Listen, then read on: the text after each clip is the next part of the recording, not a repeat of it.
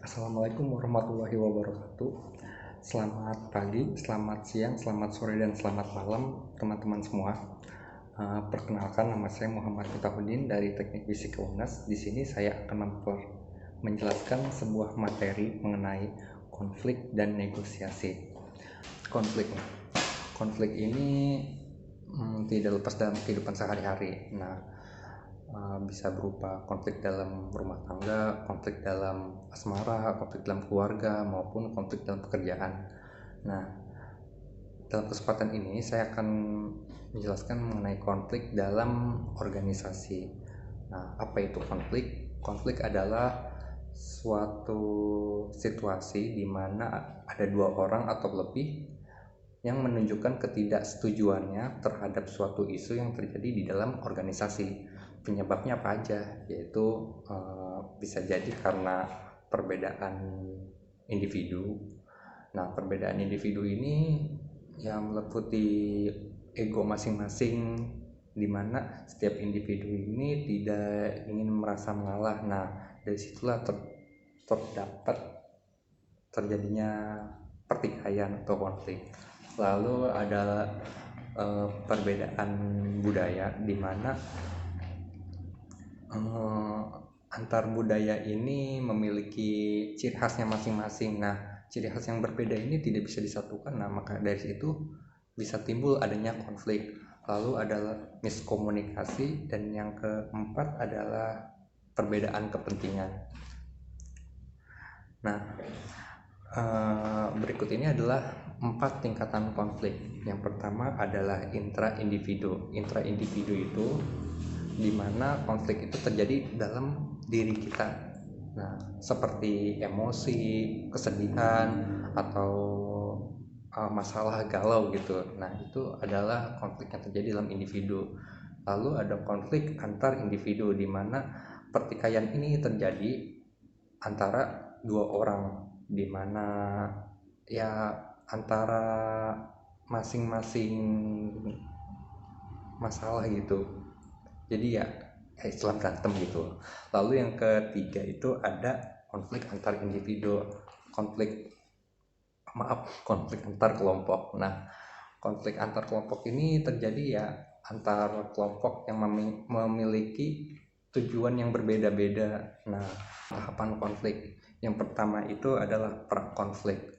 Prakonflik yaitu adalah ketegangan hubungan dan keinginan untuk menghindari kontak.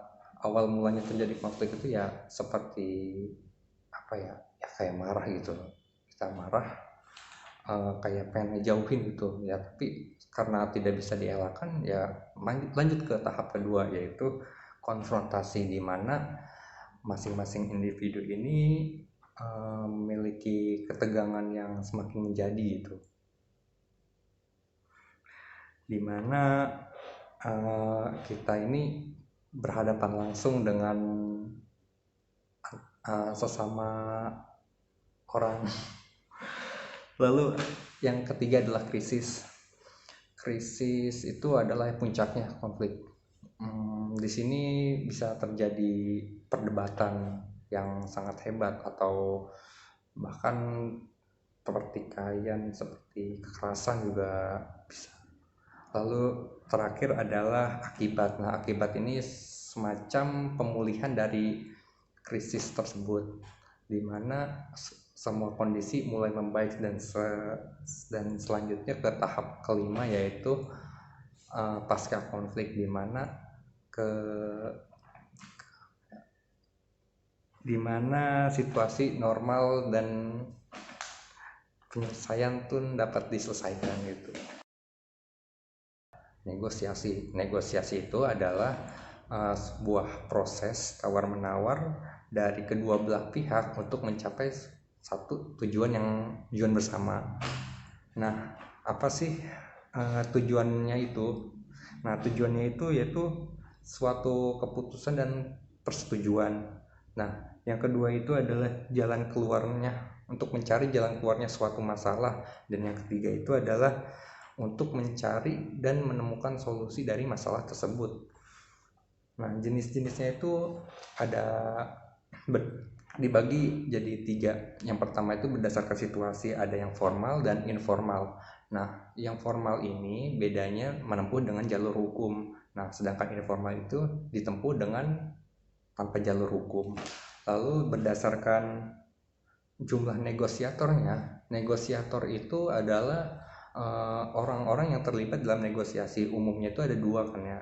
Nah, ada juga yang tiga. Nah, satunya ini adalah sebagai penengah. Jadi dari jumlahnya tersebut ada yang dua atau tiga. Lalu berdasarkan hasil dari keputusan negosiasi ini ada tiga, yaitu kolaborasi, di mana suatu proses negosiasi itu hasilnya mendapatkan hasil yang sama gitu, dimana satu pihak menguntungkan dan satu pihaknya lagi menguntungkan, harusnya sih begitu ya. Lalu yang kedua itu adalah dominasi, dimana satu pihak yang menguntungkan dan satu pihak lagi diuntungkan juga tapi tidak begitu diuntungkan, jadi kayak nggak terlalu untung. Terus yang ketiga itu loss to loss, dimana salah satu jalur yang ditempuh dengan negosiasi itu tidak sepenuhnya dapat berhasil. Jadi ya udah, daripada dilanjutkan konfliknya, lebih baik lakukan negosiasi walaupun hasil itu loss to loss. Nah, strukturnya itu yaitu orientasi, pengajuan, penawaran, dan persetujuan. Nah, orientasi itu adalah awal mulanya sebuah negosiasi itu dilaksanakan, yaitu seperti berupa perkenalan atau sebuah pembuka. Nah, selanjutnya adalah pengajuan. Pengajuan ini adalah seperti menawarkan sesuatu yang dapat dinegosiasi atau penjelasan mengenai suatu masalah. Lalu yang ketiga itu adalah negosiasinya itu sendiri, yaitu penawaran, di mana proses tawar menawar itu terjadi antar kedua belah pihak. Lalu di sini yang terakhir ada persetujuan, di mana keputusan final atau keputusan akhir dapat kita dapatkan gitu. Baiklah, itulah materi yang saya berikan. Mohon maaf jika banyak kurangnya. Terima kasih. Wassalamualaikum warahmatullahi wabarakatuh.